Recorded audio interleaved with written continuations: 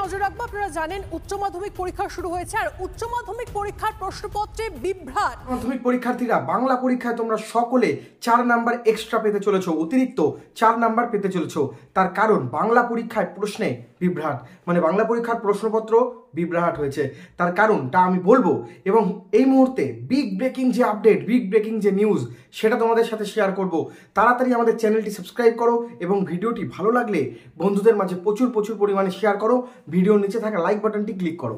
তো দেখো, উচ্চ মাধ্যমিকের ইংরেজি পরীক্ষা শেষ হয়েছে। ইংরেজি প্রশ্ন কিন্তু সোজাই এসছে, ওভারঅল কিন্তু সোজাই এসছে। উচ্চ মাধ্যমিক বাংলা পরীক্ষাও কিন্তু সোজাই এসছে, তবে উচ্চ মাধ্যমিক বাংলা পরীক্ষায় তোমাদের একটা ভুল হয়েছে। তার কারণ সেই ভুলটা হচ্ছে, উচ্চ মাধ্যমিক শিক্ষা সংসদ সিলেবাসে বলেছিল নাটকের মধ্যে নানা রঙের দিন এবং বিভাব, এই দুটোর মধ্যে মানে অথবা দিয়ে প্রশ্ন আসে। গতকালকে যে প্রশ্ন দেখেছি তার মধ্যে কিন্তু কোনো রকমের কোনো অথবা দেওয়া ছিল না।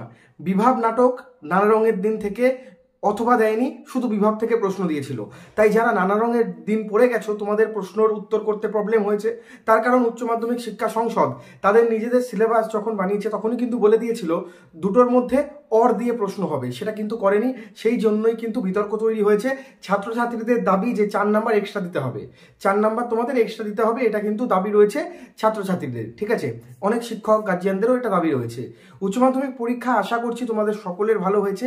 দেখো, উচ্চ মাধ্যমিকে কিন্তু এখন এমসিকিউ তোমাদের পুরো উত্তর লিখতে হয় না, সেই জায়গায় দাঁড়িয়ে কিন্তু তোমাদের অনেক টাইম বেঁচে যায়। মানে টাইম কিন্তু বেশি লাগে না, জাস্ট 2টা পয়েন্ট অ্যান্সার করলেই হয়, অ্যান্সার শিট দিয়ে দিচ্ছে। এটা কিন্তু একটা ভালো, তোমরা এমসিকিউগুলো এসএকিউগুলোর উপর জোর দাও, এবং যারা খাতা ভর্তি করে লিখে এসছো তোমরা কিন্তু পাস করে যাবে।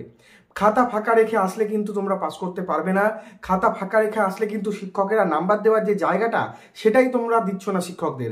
সেই জন্য বলছি, প্রত্যেকটা প্রশ্ন অ্যাটেন্ড করে আসবে, পারো না পারো, ঠিক আছে? প্রতিটা প্রশ্ন অ্যাটেন্ড করে আসবে, দেখবে উচ্চ মাধ্যমিকে তোমরা পাস করে যাবে এবং ভালো নাম্বার উঠবে। উচ্চ মাধ্যমিকে কিন্তু লিখিত পরীক্ষায় 80-র মধ্যে হয়, 80-র মধ্যে 24 তোমাদের লেখায় তুলতেই হবে। 24 বা 23, 22 এরকম তুললেও কিন্তু তোমরা পাস করে যাবে। আর বাংলা পরীক্ষায় যেটা 4 নম্বর, সেটা আমি তোমাদের বুঝিয়ে দিলাম। দুটো নাটকের মধ্যে একটা আসে, দুটো নাটকে অর দিয়ে আসে, কিন্তু এখানে একটাই দিয়েছে। আরেকটা যারা পড়েছিল নানা রঙের দিন, তাদের প্রবলেম হয়েছে একটু।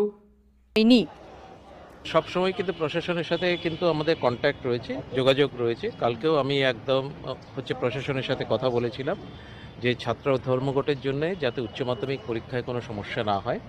তো এখন অবধি কোথাও কোনো সমস্যার কোনো খবর নেই, সব জায়গাতেই পরীক্ষা খুব সুষ্ঠুভাবে চলছে, এবং মানে কোথাও কোনো সমস্যা বা কোনো অভিযোগের কোনো খবর নেই। একটা অভিযোগ আসছে যে অ্যাডমিট কার্ড অনেকে জেরক্স অবস্থায় নিয়ে আসছে, মানে অরিজিনালটা নিয়ে আসছে না। সেই ক্ষেত্রে কয়েকটি জায়গাতে এটা হলেও আমরা তাদেরকে বলেছি যে অরিজিনাল নিয়ে আসতে, কিন্তু আজকে আমরা তাদেরকে অ্যালাউ করছি, কিন্তু সাবসিকুয়েন্ট পরীক্ষাতে কিন্তু তাদেরই আনতে হবে।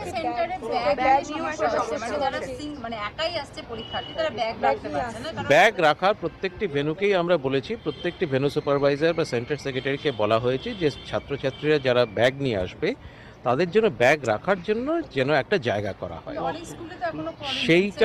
সেটা আমরা ডেফিনেটলি সেই মেসেজটা আমরা দিচ্ছি। আমাদের একটা গ্রুপ আছে, হোয়াটসঅ্যাপ গ্রুপের মারফতে সেটা আমরা জানিয়ে দেবো।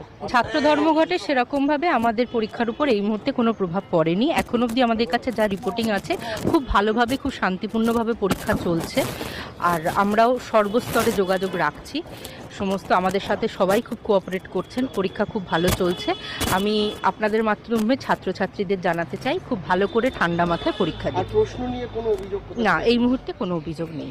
পরীক্ষা সুষ্ঠুভাবেই সম্পন্ন, এবং সেই পরীক্ষাকে